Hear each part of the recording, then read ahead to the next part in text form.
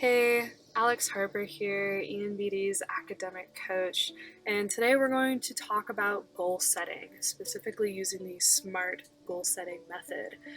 This is a video resource for you guys to use for over the summer, and I want to reiterate that any and all content that's included, links, resources, templates, will be uploaded to this webpage, but if you guys have any questions, you can always email me at alexis.harper@colorado.edu. So with that, let's talk about goal setting. Harper@colorado.edu, or as we get into the school year, you can always schedule an appointment with me through the Buff portal. So let's launch into it. Today we're going to talk about setting goals using the SMART method, and lays out to being specific, measurable, attainable, relevant, and timely. And so this is what a worksheet would look like that we would work through together in a coaching session. It looks like a lot at first, but we'll break it down and work through it together. And so the first part of that is really identifying your goal. And so the example here is to earn an 85% or higher on a specific exam on this date. And to do that, this person, decides that they will attend office hours by, the specific date. And so as we break this down, this is what a very specific SMART goal would look like, because it includes all of these components of the acronym here.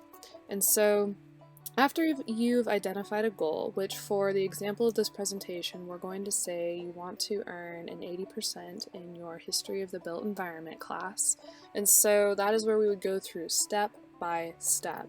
If you feel that you have a weakness with communicating with your professor, and that is what leads you to not ask questions in lecture and you fall behind, one of the steps we would include is reach out to your professor, schedule an office hour, and begin that conversation so that you feel more comfortable asking questions, and thus will earn, hopefully, a higher grade because you're more engaged with the class. And a deadline that we would set together would be a check-in progress date. So let's say 2 weeks out from making this goal, we would check back in, and we would see if you had attained that step by that check-in progress date.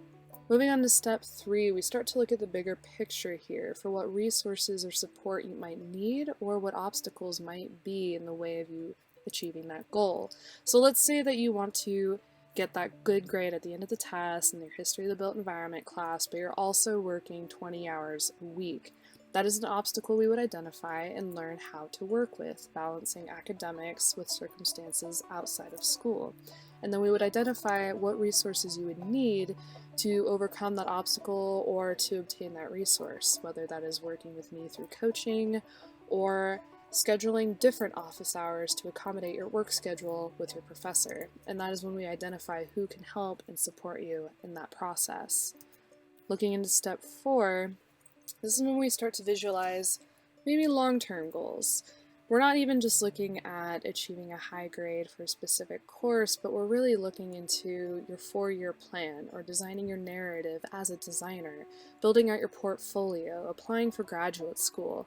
A big point I like to make within coaching, aside from throwing out quotes by other fabulous people, is that I believe very much in building discipline. So motivation gets you started, it gives you a great spark, but habit, which is what we are doing through building this discipline and adding this structure, these habits are really what gets you to your goals.